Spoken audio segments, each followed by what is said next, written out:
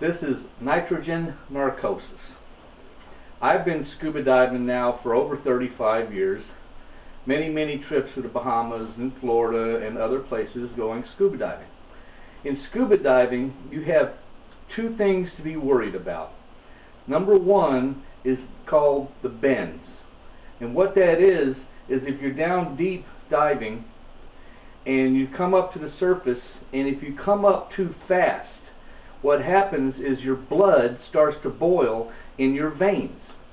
Now this can kill you, but once you get to the surface, if you're quick enough, you can go to a Coast Guard place and they have what is called a recompression chamber. And what this is a big thing you crawl into, and they start pumping up the pressure on you to get you down to the depth that where you were scuba diving at. Let's say you were scuba diving at 100 feet. Well, they will put enough pressure on you to equal that 100 feet. And then what they do is they start releasing the pressure, but they have to do it very slowly. So you might be in there for 3 or 4 hours just to get this pressure off your body.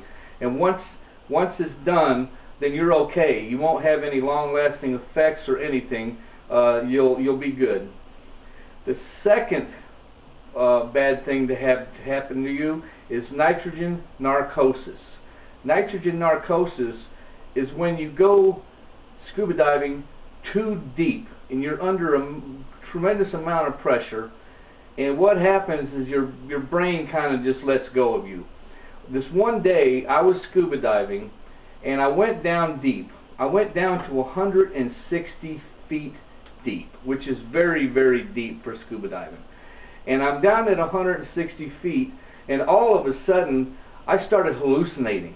I started seeing things that I knew could not be there, and I started feeling things in my body that I knew I should not be feeling. And this lasted for, I don't know, at least a few minutes. And I'm just like going, wow, I'm seeing all this stuff. And all of a sudden my brain screamed at me. It said, go up. Okay, so I started going up, and I get up to about 130 feet, and all of a sudden it just disappeared as fast as it came on me.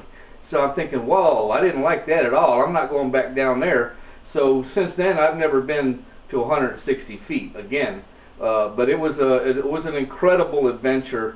You know, I could have died. What happens to you if you get nitrogen narcosis? You're hallucinating, you don't know what's going on, and you might take your regulator out of your mouth and start breathing water. Do that, you're dead. So this is one thing you've got to worry about when you're scuba diving, is do not go too deep.